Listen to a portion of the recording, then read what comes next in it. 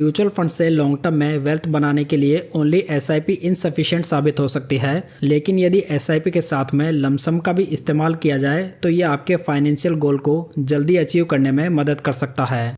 साथ में ऐसा भी नहीं है दोस्तों कि लमसम के लिए हमें एक बड़ा अमाउंट ही चाहिए, बल्कि हम थोड़ा थोड़ा अमाउंट भी लमसम करके अपने कॉर्पस के लिए बड़ा डिफरेंस तैयार कर सकते हैं। तो दोस्तों आज मैं आपको इन सब कैटेगरीज के तीन बेस्ट म्यूचुअल फंड्स बताऊंगा जो कि लमसम इन्वेस्टमेंट के लिए बढ़िया चॉइस हो सकते हैं। तो चलिए शुरुआत मोमेंटम फंड से करते हैं, जिसमें कि मैंने UTI Nifty 200 momentum 30 index fund, Edelweiss Nifty mid cap 150 momentum 50 index fund और Mirae asset Nifty mid small cap 400 momentum quality 100 ETF fund of fund को सेलेक्ट किया है। तो यहाँ पर जो यूटीआई का फंड है वो निफ्टी की टॉप 200 कंपनीज से 30 मोमेंटम वाली कंपनीज में इन्वेस्ट करता है। एडिलविस का फंड मिड कैप की 150 कंपनियों में से 50 मोमेंटम वाली कंपनियां सिलेक्ट करता है और जो मिराई का फंड है वो मिड कैप की 150 और स्मॉल कैप की 250 कंपनियों में से 100 मोमेंटम वाली कंपनियों में इन्वेस्ट करता है। अगर यहाँ पर यूटीआई का AUM देखें तो ये 8,199 करोड़ रुपीज़ है, इडलविस का 1,142 करोड़ रुपीज़ है और मिराई का 235 करोड़ रुपीज़ का AUM है। यदि इनके डायरेक्ट प्लान का एक्सपेंस रेशो देखें तो ये यूटीआई का 0.43% है, इडलविस का 0.38% है और मिराई का 0.13% है। चलिए बात करते हैं स्मॉल कैप फंड्स की, जहां पर मैंने बंधन small cap fund, Invesco India small cap fund और HDFC स्मॉल कैप फंड को सेलेक्ट किया है। यहां पर बंधन का AUM देखें तो ये 14,062 करोड़ रुपीज़ है, इन्वेस्को का 7,580 करोड़ रुपीज़ है और HDFC का 36,353 करोड़ रुपीज़ का AUM हो चुका है। अगर डायरेक्ट प्लान का एक्सपेंस रेशियो देखें तो ये बंधन और इन्वेस्को दोनों का 0.40% है और HDFC का 0.71% है। अगर इन तीनों फंड्स के ट्रेलिंग रिटर्न्स को देखें तो बंधन ने लास्ट 5 ईयर्स में 32.44%, लास्ट 3 ईयर्स में 31.59% और लास्ट 1 ईयर में 0.99% के रिटर्न्स बनाए हैं। इन्वेस्को ने लास्ट 5 ईयर्स में 31.84%, लास्ट 3 ईयर्स में 27.89% और लास्ट 1 ईयर में 5.04% के रिटर्न्स डिलीवर किए हैं। HDFC के रिटर्न्स को देखें तो ये लास्ट 10 ईयर्स में 20.17% है, लास्ट 5 ईयर्स में 30.86% है, लास्ट 3 ईयर्स में 25.13% है और लास्ट 1 ईयर में 1.45% है। दोस्तों यहाँ पर बंधन एंड इन्वेस्को दोनों एग्रेसिव नेचर के फंड है, जबकि HDFC का थोड़ा स्टेबल नेचर का फंड है। चलिए दोस्तों बात करते हैं मिड कैप फंड्स की, जहां पर मैंने Edelweiss mid cap fund, Motilal Oswal mid cap fund और HDFC मिड कैप फंड को सेलेक्ट किया है।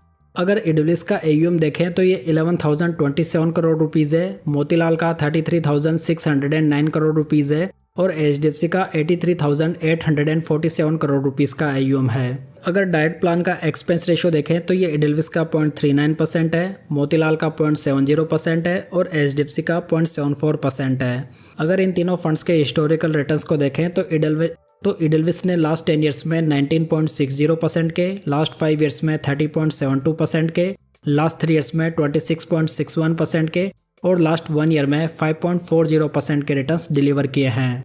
मोतीलाल के रिटर्न्स को देखें तो ये लास्ट 10 ईयर्स में 19.29% है, लास्ट 5 ईयर्स में 34.50% है, लास्ट 3 ईयर्स में 30.42% है और लास्ट 1 ईयर में 4.75% के रिटर्न्स हैं।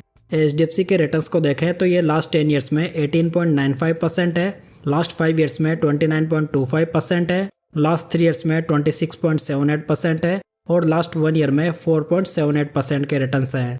यहाँ पर जो HDFC का मिड कैप फंड है वो स्टेबल नेचर को फॉलो करने वाला मिड कैप फंड है, जबकि मोतीलाल का फंड एक एग्रेसिव नेचर का मिड कैप फंड है, जिसमें कि पोर्टफोलियो में लिमिटेड स्टॉक्स के थ्रू ग्रोथ इन्वेस्टिंग फॉलो की जाती है। चलिए दोस्तों अब बात करते हैं फ्लेक्सी कैप फंड की, जिसमें कि मैंने HDFC फ्लेक्सी कैप फंड, पराग पारिक फ्लेक्सी कैप फंड और जेम फ्लेक्सी कैप फंड को चुना है। यहाँ पर HDFC का AUM देखें तो ये 80,642 करोड़ रुपीज़ है, पराग पारिक का 1,13,281 करोड़ रुपीज़ का है और जेम का 5,957 करोड़ रुपीज़ का AUM हो चुका है। अगर डाइट प्लान का एक्सपेंस रेशियो देखें तो ये HDFC का 0.72% है, पराग पारिक का 0.63% है और जेम का 0.53% है।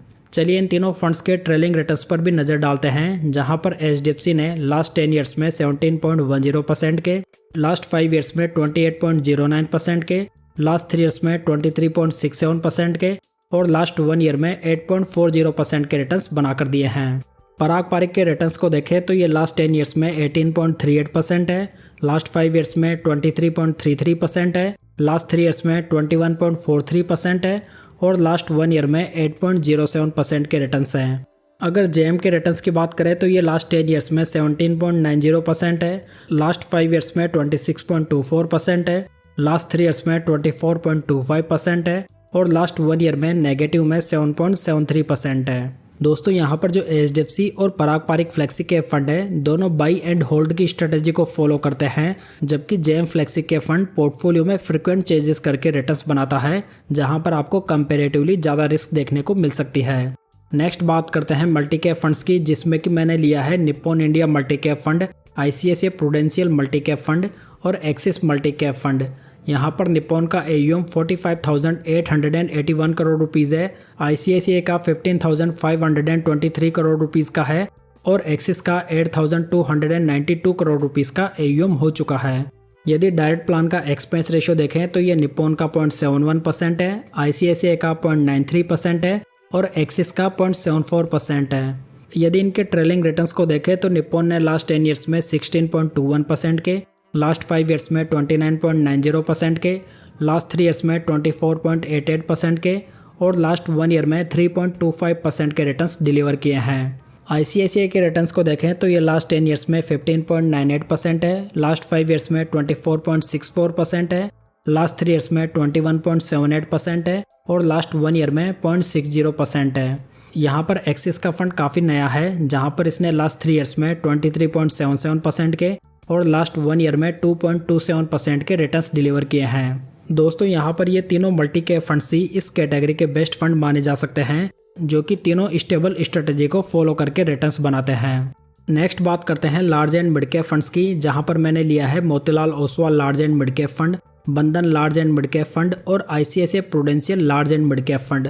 यहाँ पर मोतीलाल का AUM 12,428 करोड़ रुपीज़ है, बंधन का 9,997 करोड़ रुपीज़ है और आईसीआईसीआई का 23,246 करोड़ रुपीज़ का AUM है। यदि इनके डायरेक्ट प्लान का एक्सपेंस रेशियो देखें तो ये मोतीलाल का 0.68% है, बंधन का 0.58% है और आईसीआईसीआई का 0.77% है। फंड्स के ट्रेलिंग रिटर्न्स को देखें तो मोतीलाल ने लास्ट 5 ईयर्स में 29.20% के, लास्ट 3 ईयर्स में 28.70% के और लास्ट 1 ईयर में 5.59% के रिटर्न्स बनाकर दिए हैं। बंधन के रिटर्न्स को देखें तो ये लास्ट 10 ईयर्स में 17.95% है, लास्ट 5 ईयर्स में 26.63% है, लास्ट 3 ईयर्स में 25.92% है और लास्ट 1 ईयर में 1.40% के रिटर्न्स हैं। आईसीआईसीआई के रिटर्न्स को देखें तो ये लास्ट 10 ईयर्स में 17.58% है, लास्ट 5 ईयर्स में 26.70% है, लास्ट 3 ईयर्स में 22.56% है और लास्ट 1 ईयर में 4.37% है। यहाँ पर जो मोतीलाल और बंधन का फंड है वो एग्रेसिव नेचर के large and mid cap fund है, जबकि आईसीआईसीआई का फंड बाई एंड होल्ड की स्ट्रेटेजी को फॉलो करता है, जहाँ पर आपको कंपैरेटिवली लो वोलेटिलिटी देखने को मिल सकती है। चलिए दोस्तों अब बात करते हैं हाइब्रिड फंड्स और मल्टी एसेट फंड्स की, जहाँ पर मैंने लिया है ICICI Prudential equity and debt fund, HDFC balance advantage fund और ICICI Prudential multi asset fund. यहाँ पर जो आईसीआईसीआई का इक्विटी एंड डेट फंड है उसका AUM देखें तो ये 44,605 करोड़ रुपीज़ है, एचडीएफसी का 1,01,773 करोड़ रुपीज़ का है और आईसीआईसीआई मल्टी एसेट का 63,001 करोड़ रुपीज़ है। यदि डायरेक्ट प्लान का एक्सपेंस रेशियो देखें तो ये आईसीआईसीआई का 0.96% है, एचडीएफसी का 0.74% है और आईसीआईसीआई मल्टी एसेट का 0.66% है। यदि फंड्स के ट्रेलिंग रिटर्न्स को देखें तो ICICI equity and debt fund ने लास्ट 10 ईयर्स में 17.04%, लास्ट 5 ईयर्स में 24.99%, लास्ट 3 ईयर्स में 20.38% और लास्ट 1 ईयर में 6.57% के रिटर्न्स डिलीवर किए हैं। यदि एचडीएफसी के रिटर्न्स को देखें तो ये लास्ट 10 ईयर्स में 15.23% है, लास्ट 5 ईयर्स में 23.12% है, लास्ट 3 ईयर्स में 19.76% है और लास्ट 1 ईयर के 2.08% के हैं। आईसीआईसीआई मल्टी एसेट के रिटर्न्स को देखें तो ये लास्ट 10 ईयर्स में 16.94% है, लास्ट 5 ईयर्स में 23.52% है, लास्ट 3 ईयर्स में 20.06% है और लास्ट 1 ईयर में 9.66% के रिटर्न्स हैं। तो दोस्तों यहाँ पर ये जो तीनों फंड्स हैं वो प्योर इक्विटी फंड्स नहीं है, यहाँ पर आपको डेट का भी अच्छा खासा एक्सपोजर देखने को मिल जाता है। तो देखा जाए तो ये रिटर्न्स काफ़ी बढ़िया माने जा सकते हैं, वो भी कंपेरेटिवली लो रिस्क के साथ में। तो दोस्तों ये थी आज की जानकारी। यदि जानकारी आपको पसंद आई हो तो वीडियो को लाइक, कमेंट और शेयर जरूर कीजिएगा। साथ ही इस चैनल को सब्सक्राइब जरूर कर लीजिएगा। तो चलिए दोस्तों, फिर मिलते हैं किसी नई जानकारी के साथ।